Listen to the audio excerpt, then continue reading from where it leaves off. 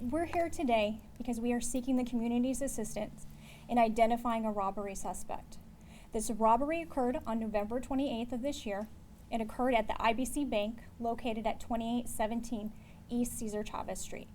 The suspect entered the bank, passed a note to the teller, which indicated a robbery was occurring, and then left the scene on foot in a southbound direction with an undisclosed amount of cash. And it should also be noted that the suspect did indicate during this incident that he had a weapon. The suspect is described as a Hispanic male, heavy-set build, approximately 25 to 35 years of age. He was wearing a red Phillies baseball cap with jeans or some type of dark pants with tennis shoes with really thick white soles and glasses. During the course of the investigation, we were able to obtain surveillance video of the incident occurring, and we're going to provide you with that video today, and we're actually going to show it as well. We had pictures early on, but again, as the investigation progresses, we gather evidence, and we're fortunate enough to obtain this video, so we're going to share that with you. We are hoping that someone in our community is able to recognize or help us identify this person. We will provide you with this video. We also sent out the pictures earlier. Again, we really are asking for assistance. The community is our eyes and ears, and they really help the department and help us solve cases. So please, if you know this person or have any information at all, we are requesting that you contact the robbery tip line at 512-974-5092. Thankfully, there were no injuries reported during this incident, especially when someone indicates that they have a deadly weapon. So we do take these very seriously. We are actively working this case. Again, we just really need the community's assistance on this one. So due to the violent nature of robberies and the dangers that might be involved in these incidents, and especially around the holiday season, we want to remind our community as well as our businesses like financial institutions of some safety tips and reminders as we head into the holiday season. So it's really important, be aware of your surroundings and trust your instincts. If you see something suspicious, if you don't feel comfortable where you're at, if you feel unsafe, get to a safe location and call 911 if needed. Banks and businesses just in general, make sure all your security and your camera footage or video systems are functional, that they're operational. Do routine tests if you do have them. Make sure your alarms are working.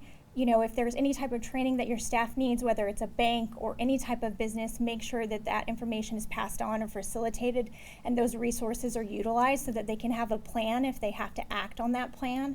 Make sure there's no obstructed view of the parking lot. So if they're able to see the person leaving or the suspect, they're able to see clearly through the front and provide that information.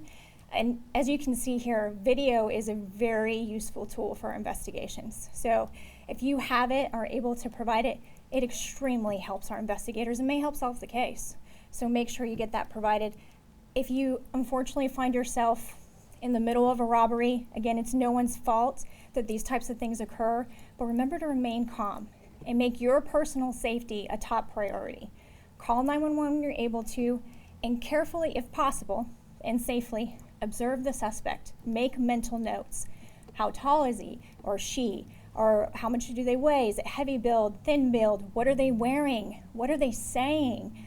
And of course, if they leave the scene, did they leave the scene in a vehicle? Did they leave it on foot? Can you pay attention to the license plate? Again, your safety is paramount, but if you're able to, just make these mental notes where this is occurring. Extremely helpful for investigations. If the more information we have, whether it's a video or statements, the better. And then have an escape route. I mean, if you're able to leave during the incident safely, please do so. And have a safety plan and be prepared to act on that plan. Now, after a robbery occurs, what you should do, especially in a bank, is go ahead and lock all of the doors, ask the witnesses that are around if they can remain until police arrive, and be mindful that it is an active crime scene, so try not to touch a lot of things. What we also recommend is if you're able to, while your memory's still fresh, write down any information that you may have so that way you can provide it to investigators. These are very serious incidents. These can escalate, especially when you have a weapon involved. So we want to make sure that the patrons of the banks themselves, and all the employees are safe, especially during this holiday season. So, any other questions? Do bank robberies typically spike during the holidays at all? Right now, this is the 5th bank robbery this year. all type of violent offenses, they can spike at any point in time. And that's why it's really important to remember these safety tips, whether it's during the holidays or any time of year. Is there anything else about this case that escalated it to the point of holding a press conference versus just emailing out video? The main thing is we want to make the public aware, one, of these incidents, and then also bring awareness to this case in particular, because at this time no arrests have been made, and the community is a great resource, and we'd love to partner with them. So again, if you do have information, please reach out to us and help us solve this crime. Did you say gun or just a deadly weapon? It was a deadly weapon, so it indicated there was a weapon, so I didn't say gun. But. If you see this person, then with them having a weapon, should you take caution or?